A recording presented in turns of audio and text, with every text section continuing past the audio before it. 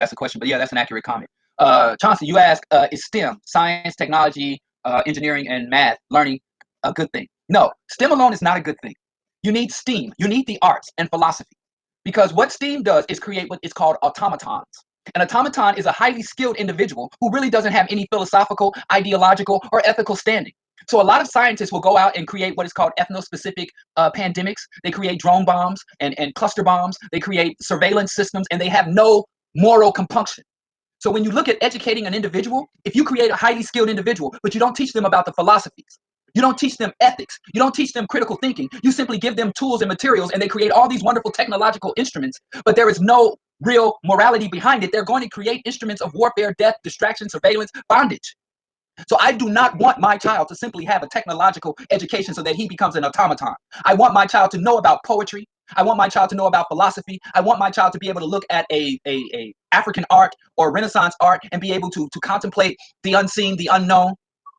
So I want my child to know ethics and morality and logic and reason. I don't just want them to be automatons. And if you look at the people who are pushing STEAM, like Bill Gates, the very people that push STEAM, the elite, they give their children what is called a liberal arts education. If you look at all the elite schools, they have the liberal arts education. White elites have always thought that high-minded things like government, civics, I want my child to know civics, which doesn't fit into the STEM curriculum. I want them to understand the workings of power. Oh, you don't need to know. You just need to know how to do labor. You need to know how to create an iPhone and operate an iPhone. You need to know how to create weapon systems and operate weapon systems. You need to know how to create a sewage system and operate a sewage system. But as far as governance, taxation, policy, constitution, philosophy, you don't need to know any of that. Leave that to the high-minded elites.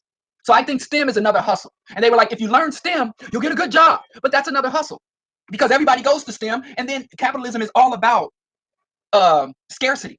Right now, every year, China trains millions of engineers who will work for a bowl of rice.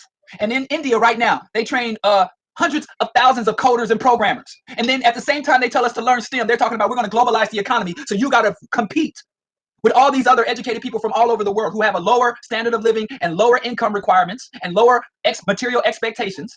So even then, even if you learn architecture, it's like, well, we're going to pay a U.S. architect, or we're going to send our specs overseas and have a Vietnamese architect do up our drawings and do it and send it back to us. So STEM is another hustle. So if it ain't revolutionary STEM, if it ain't specifically teaching people the technology of revolution and subverting the systems of capitalism, we really just fall into another trick. You know, what's an educated slave, but a more efficient, more technological slave? You know, and then another thing, I was just reading earlier today about the cotton gin. Remember slavery, they said at a time slavery was on a downslope.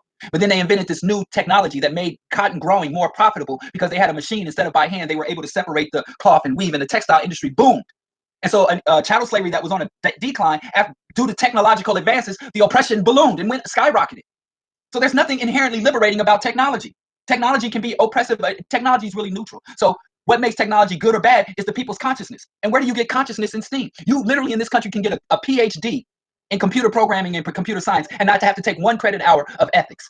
When I went, because medical science has been around a lot longer than computer science. So when I wanted to go and be a radiographer, I went to school to get a 2-year degree to be a radiographer. And I had to take 2 full semesters of ethics. They say, well, you're going to be working with these, and people are going to be literally trusting their lives. We had different ideas about healing, wellness, and disease and approaches to death. We had to understand the human component. We couldn't just be engaged with the technology. But now the modern STEM is taking that out of it.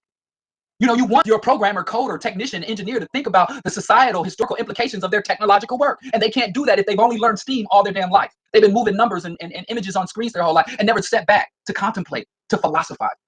So I'm not a fan of STEAM. I'm not a fan of compartmentalizing education. I believe every child's education should be as broad as possible. They should know tech, they should know philosophy, they should engage in the arts, and they should just have time to sit down and imagine and daydream and play and run in the dirt. I'm for a holistic education, not STEM education. I'm sorry, I went a little far on that. All right,